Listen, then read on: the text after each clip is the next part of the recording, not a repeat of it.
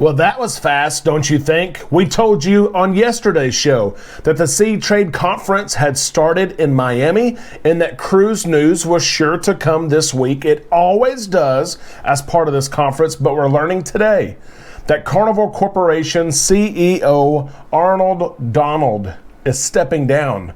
Why is that a big story for the cruise industry? We will tell you in today's show. We will also tell you a couple of other things, including news from Royal Caribbean and their Icon of the Seas. It has been announced where this ship will sail to. We're going to talk about that.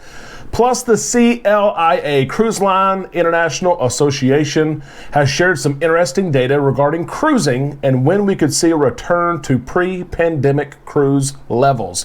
All kinds of news to talk about, and we've got it all right here on Island Time.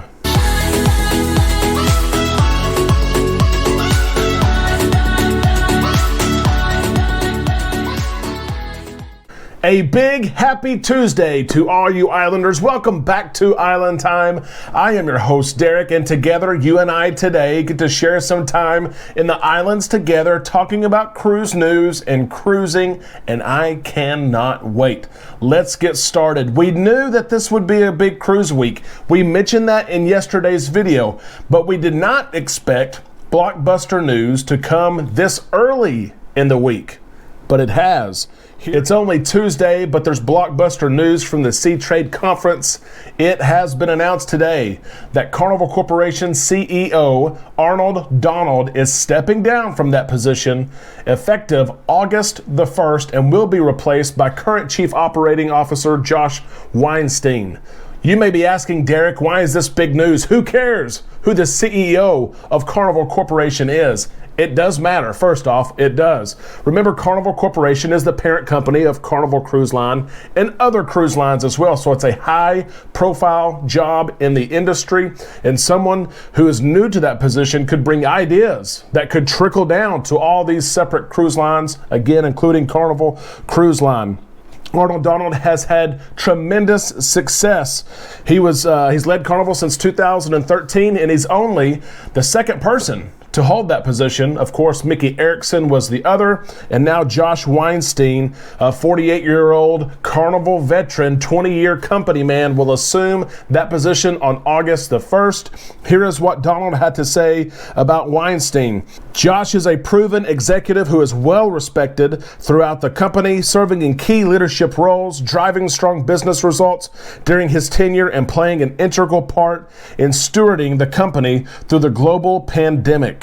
Weinstein oversees much of Carnival's business, including their global maritime, audit, and information technology operations. Before that, he was 10 years as the company's treasurer. He's been around the business for a long time. He's younger in age, and if he proves himself, he could be in this position for a very long time, which we know.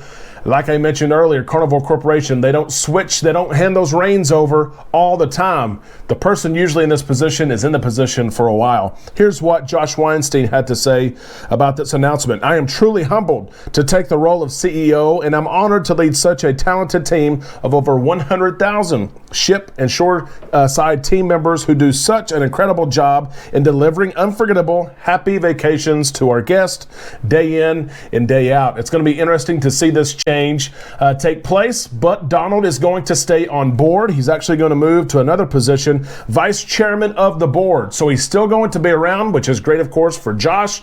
It's great for cruising, Carnival Corporation, and you and I. Arnold Donald has a wealth of knowledge and experience in the industry. It's going to be interesting to see how things move forward, but I know that Carnival's in good hands with a 20-year executive, Josh Weinstein. We wish him, of course, all the luck. Congratulations, Josh.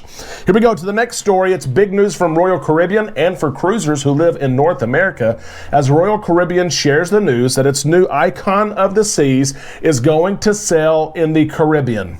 Yeah, that's the chop off the block that we got today. The little piece of news that we're still wondering where from, where's it going to sail to? Yeah, Royal Caribbean gave us just a little sample today as they said that the new Icon of the Seas will sail in the Caribbean.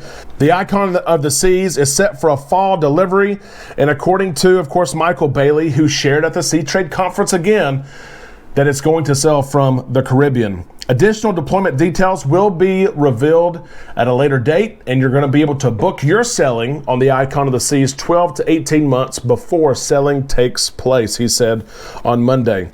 The Icon of the Seas is a new class of LNG-powered ships. It's a new first for Royal Caribbean. The Icon of the Seas is currently under construction in Finland. Royal Caribbean has previously made all kinds of comments about the Icon of the Seas. They've had some statements that have a lot of us excited. They've said things like, the ship will make waves with a mix of innovations and adventures like cruising's never seen before. Why do they do that to us? Why do they leave us on the edge of our chairs? Of course, we all know why. It's so we stay tuned. And of course, I invite you to stay tuned with Island Time. If you're not an Islander yet, hit that subscribe button, ring the bell to receive notifications when we upload content. And as long as you hit that subscribe button, I promise to deliver you good, honest content as much as I can. What do you want to see on this Royal Caribbean ship? What could these new and innovative and wave-making announcements be? I don't know. I'm at a loss. We've seen everything from roller coasters now to ice skating rinks to go-kart tracks. What else can be on a ship? I don't know. My imagination is not there. Let me know what you think it could be and what you hope it will be in the comment section below. I can't wait to see what your ideas are. You guys are way more creative than I am. I have to close out the show today with this great news from the Cruise Lines International Association, the CLIA. They've done some research and they say that cruising numbers are going to be at pre-pandemic levels by the end of 2023. The CLIA has shared its findings, part of the Seatrade Conference again. News coming from the conference, and it says that it predicts that sailing numbers and capacity will recover and surpass 2019 levels by the end of 2023. Remember, 2019 was the height of cruising that we've ever seen, but we're going to get there again. Highlights of the research include this. An intent to cruise is rebounding. 63% of cruisers or potential cruisers indicate they are very likely or likely to cruise in the next 2 years. Islanders, if you are like I am, I have cruised more, way more, since the cruise restart has taken place than I did before COVID. Let us know. Is that the same for you? Are you cruising the same amount? Are you cruising more? It just seems like maybe we're living life a little bit more than we used to, and there's nothing wrong with that. How about this? 69% of respondents that have never cruised said they are open to cruising.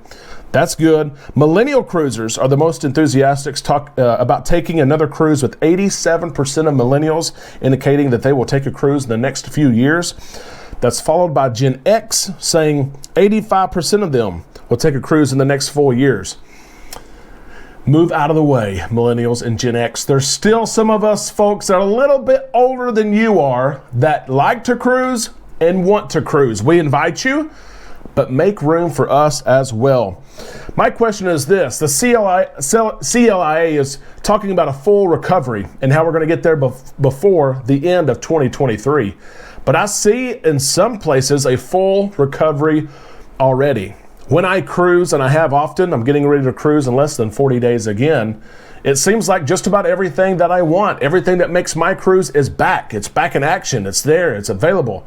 Yes, it's tougher to get on the ship now. Yes, you have to be vaccinated. Yes, you have to take your test. Embarkation is slower. There's no priority boarding right now. But once you get on the ship and those ropes are tossed and your cruise has started, really everything's the same for me. Do you agree with that statement?